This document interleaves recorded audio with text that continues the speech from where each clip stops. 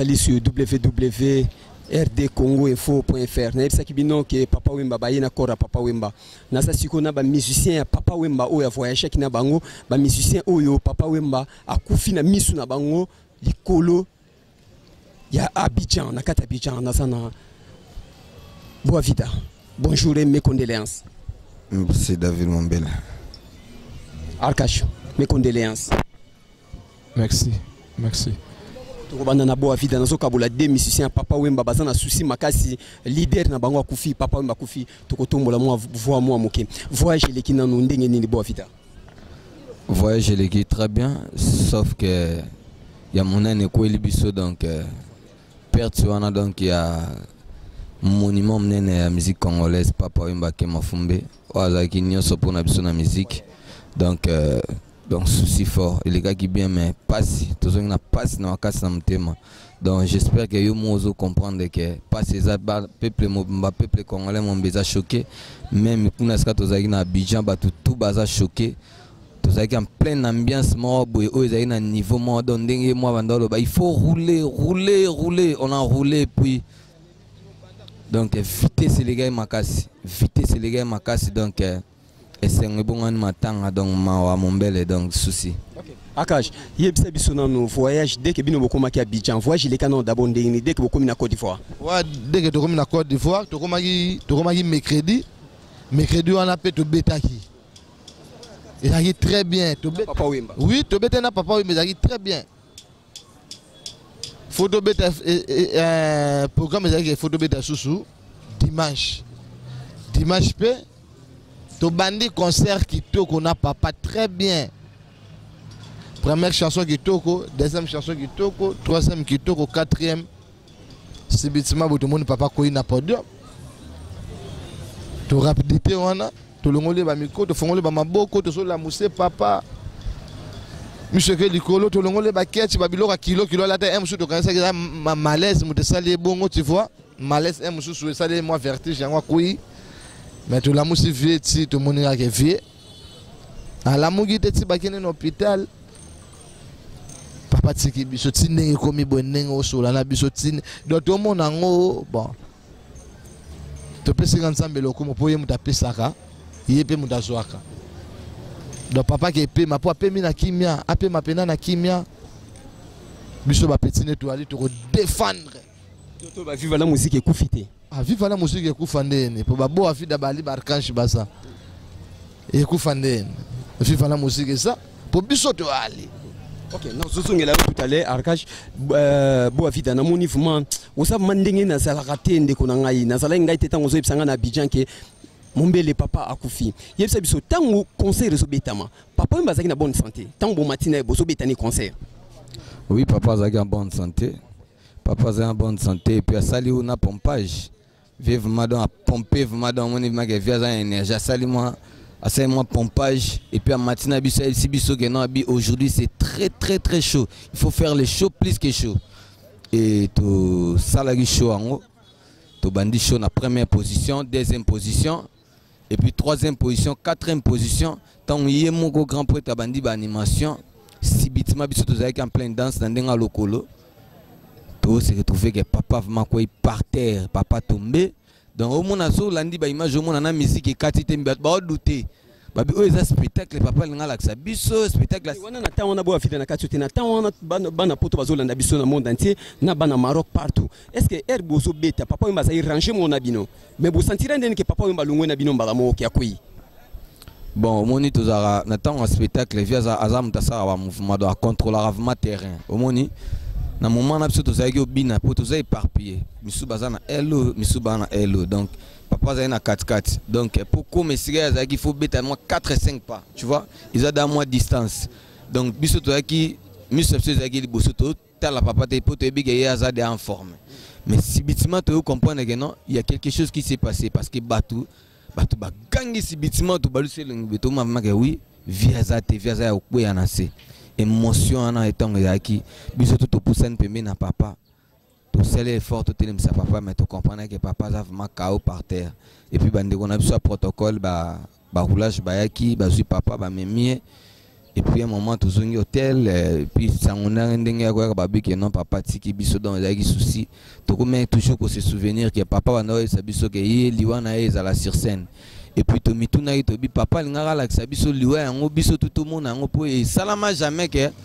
tout ça na concert ne to banda bandu les papa matisi tout le monde na podium donc tout le monde na matin na podium biso tout na ba danseuse na ba chanteuse ezanze mwana boye mbarate donc ndeto mataki avion biso tout tozali na podium ngana mitu na bi menzambe o papa ngala biso événement betela biso lisolo ou bien ndenge nini donc émotion za makasi. OK, émotion makasi na songeli na ebisi bino nazo kabula deux musiciens oyo baye na vola lelo ya tongo ya Papa Wemba akaji ebisa biso na tak chant tango bana ko pointer bino bo sentira que Papa Wemba déjà ça suna binote non o sentira ngondeni po bobali na show azandenga salaka azandenge pena salaka donc tozali na bulte que non soki ndenge nini so ndenge nini koko ya vie to ebika emsu malaise emsu na hauteur obela emsu senga so temps je comprends mais le roi le baïa akufa na podium et puis abo akufa na Kinshasa aketika biso na Abidjan na Côte d'Ivoire. Et puis, la petit gouvernement, Mobimba y Abidjan. Et puis, tous les mélomanes de la bonne musique y Abidjan, Nenge Pina, Leli Papa, et puis Nenge ba consoler, biso Tina Souka. En tout cas, bravo, bravo Côte d'Ivoire. En tout cas, Torobo Sanabangote bato Abidjan pour soutenir biso Tina Souka. L'hôtel Bosala qui à l'aise. En tout cas, tu as l'hôtel le plus cher, Ibis Hotel. Ouais. Tu as bien d'autres, tu as bien Yarosaranati. Donc, papa pe manakimia, biso ba soldat nettoyé. D'accord. Bon évidemment, to songeli o muke pona tika bino pe bozo tanga pe ma parce que bo komi kala mingete. Te goyemba tout à l'heure, ozoyemba tout à l'heure, bo évidemment. Siko to lo ba ke micro parce que sango ezobeta ma micro papa yemba ki na ngo type moko boto la ki micro. O lobi yom to longola micro. Ngane muna longola micro. Confirmer ba tinu so na monde parce que ba bezana ivoirien moko longola micro. Non, nga po ezaki sans fil. Tu vois? Sans fil ezali na pied. Les papa koi nango na longo ino papa micro wasime na maboko. Jo wana yaki neka ko so pied ya pamba. Mettez-moi bato ba internet ba réseaux sociaux ba komona ba makambu na bango. Ba bimisi mbamo ivoirien wana okuta ayebi ne kutu nzela makambo e utilité et logoté donc na yebisi bana poto bana kin bana Brazza bana Angola partout. Et papa mukolo na e kokaki pour abandonner reconfirmer batuke a okufa na podium. Donc le logo la pas kufi na podium. Et ça destin et tangamaki bongo a kufa na Abidjan et puis liboso fait donc abalo ba que un spectacle mo donc danger. Et puis ça spectacle il y a solo festival il y a canon a kufi devant public naie. Donc batunde bazo raisonner que non ote mutu mo boaki na micro ya poisson non ngane muna longola micro wana do micro ya Papa Wemba o elongwa ki wana ngane muna longola kiango musicien na yemo mutalongola ngane muna longola micro papa na zo comprendre te ba tie longo ya mutu wana so non ngane muna longola ki micro pole papa kwei ngane muna ki pembe na e na la musi na longola micro nanu tu vois papa ça la crise cardiaque donc akufi na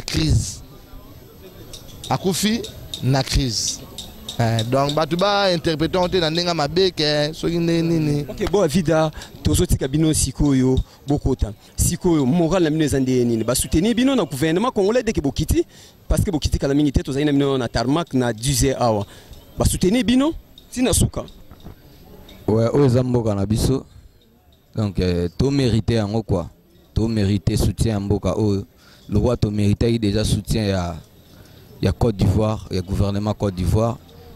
Tu sais que le gouvernement a perdre un grand monument de la musique congolaise. Donc, on a rectifié Archange. Donc, lui papa, Nzambeka est mort, bien. Tu l'as jugé parce que il y a un papa, à quoi il est concentré sur scène. Où est le cas qui ceux qui battent rimer et oh, soi-disant micro, soi-disant, on a biso, tu es bien.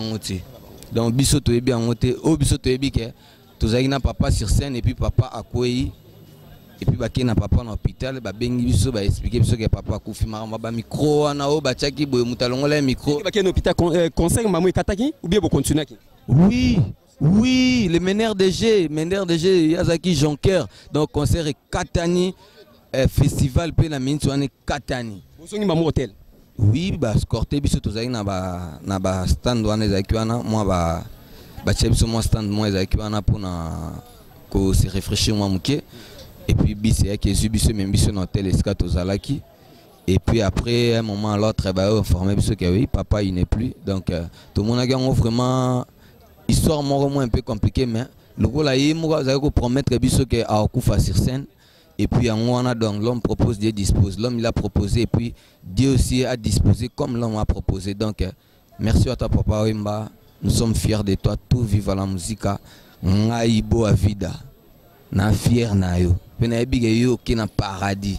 Ou a danger. Ou mérité danger. Ou munene niveau na on a habité na comparé na nan. Ou mela sigo zali fanda pe mena nzambe. Pema na kimia. Papa zala na biso tout le temps. Tout le temps topé matobi gezana biso donc force na biso ya na maboko no kotika biso te banana donc voilà. Et voilà, ils ont un souci, ils ont un passe, ils ont un souci na mutema comme on a ba jeune garçon boy ba perdre papa na bango papa Wemba. Oyo ba musicien na rappeler bien sur ba musicien papa Wemba matai na bango avion papa Wemba kufi bango yeyo mibale bazongi ba misusu to koso bango tout à l'heure. Na ebite so lilo basu kezali na partout azola na le monde entier. Papa Wemba kufi na chani. Est-ce que bazaka penga yo? Panga mabanzananga elukaka yo. Est-ce que salaka yo mawaro? Nani alongi yo pesi mokongo Poni notinga mbeli na mokongo bonga. Kyo tana motema na miso yo lobalanga esalinga o. Susi ya bolingo belisaka o. Wana chango papa Wemba kufa na obino bo hotala. Zembo yo. Papa aime bien mon bimba, l'air de comme la sebe nango, aïe pour boire attention, papa ça les crise. Donc zembo est-ce que yango wanande. Boutoua lele comme l'inga souci, zage senge comme souci donc. Wana et comme la biso souci pour papa appliquer crise devant public. Et puis n'enga baner loba qui a couffé na podium et ça na mi pe bongo. OK. Merci Nabino tout ba internaute, merci Nabino tout partout bozolanda biso tokotika bango ba pe mabazo atanya kolala baza man émotion makasivement. Donc Léombo mana Autriche na bosate Thierry Lunga, Fanfa Ilunga, Alemwana Dadi Katalai, Pacheli Katalai, Emani Mateko na Maroc, partout bozolela ba musicien papa Wemba bango. Na ebite bo évidemment eloko asuka ezali. Donc na lo baraka awa toza na MM et pas à Boss Ridi.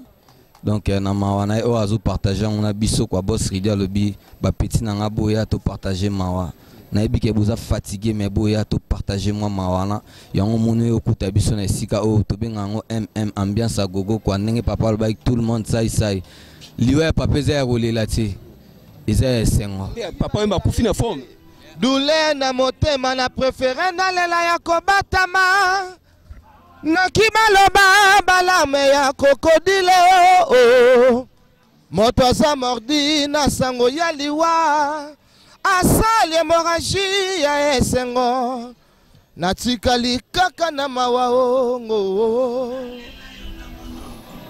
mbisi soki ndo bapeshere ebendie ezali te mayinde etrahirie kanda ebale bato bayebi mbonge kasi pasi na ye ebise motema na ye mokoro.